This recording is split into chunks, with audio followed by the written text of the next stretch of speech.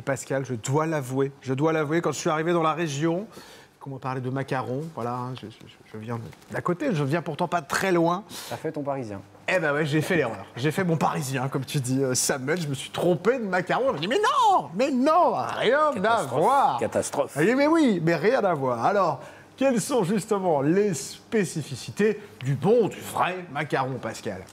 C'est déjà l'unique. Ben oui. C'est l'unique, il n'y en a qu'un. Bien sûr. Donc c'est ça qui est déjà important. Et donc c'est une spécialité locale. C'est un des plus vieux macarons de France, puisqu'il a été établi vers 971 dans l'abbaye de Cormery, puisque à cette époque-là, c'était une abbaye hyper jolie, hyper grande, conséquente. Oui, c'était la grosse abbaye de la région.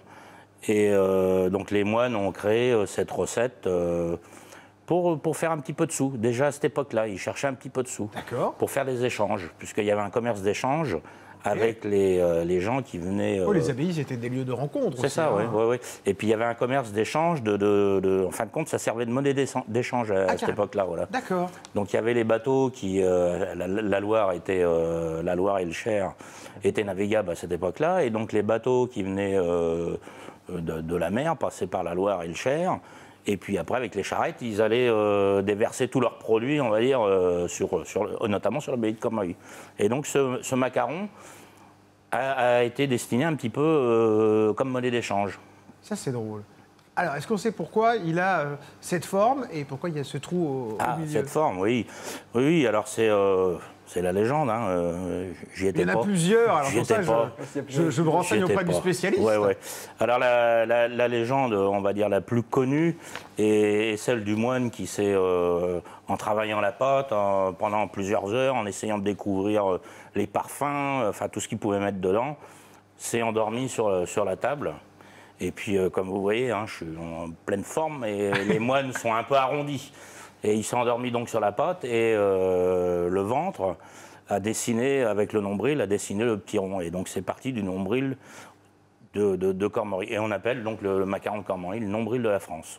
Exactement. Et du coup, on va parler un peu de la recette, même si on peut l'acheter évidemment chez les bons fabricants. Et que chacun, j'imagine, a sa touche, sa pâte. Mais c'est quoi les ingrédients principaux du macaron? Amandes, sucre. C'est amandes et très sucre, basique au final. Oui, oui, c'est ça.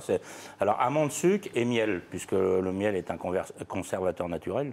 D'accord. Qui était déjà employé à cette époque-là. Et donc, pourquoi amandes? Il y avait 2 amandiers à Cormery qui ont servi à faire ce biscuit à l'époque. Bon, après, ils ont importé de l'amande. Ça a été importé par les Espagnols. Et donc, l'amande est venue après. Mais au départ, c'est venu des 2 amandiers qu'il y avait sur Cormery. Il y avait 2 amandiers. Ça, c'est drôle, l'histoire comme ça. Les histoires comme ça, pardon. Est-ce que c'est compliqué à faire? On a vu quelques images de la préparation par les professionnels. Est-ce que c'est un gâteau qui est compliqué à faire? Non, après, non, c'est comme pas... tout, il faut savoir le faire, évidemment. Voilà, hein, mais... c'est à la cuisson après. Oui, c'est très simple à faire.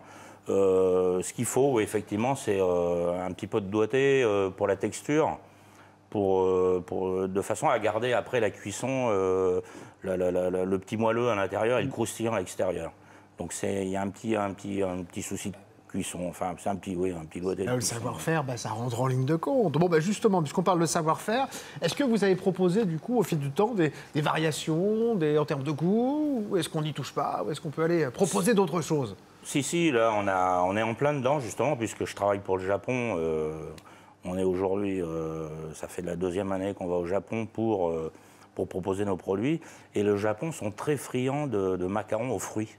D'accord. Alors, pas le yuzu, parce que ça, ils en ont partout. Mais par contre, genre myrtille, framboise, citron. Donc là, aujourd'hui, on essaye d'élaborer le macaron au citron. Alors, j'en ai là, citron, framboise, myrtille et chocolat. Chocolat, ça nous est venu, alors tout bizarrement, à Noël, on faisait les chocolats de Noël. Il nous restait un petit peu de chocolat dans un cul de poule, hein, ce qu'on appelle une gamelle. Et j'ai un apprenti qui a trempé le macaron dans le chocolat.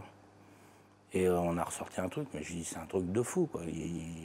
Extraordinaire. Le macaron et le chocolat fonctionnent bien ensemble. C'est un truc de fou, ouais. Donc là, on est en train de vraiment trouver le juste milieu de la recette, Et donc, on va faire le macaron au chocolat. Donc Pour bientôt, l'instant, on aura le macaron voilà, au c'est chocolat ça, ouais.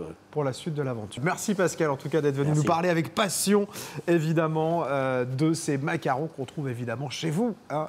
Évidemment, on a mis l'adresse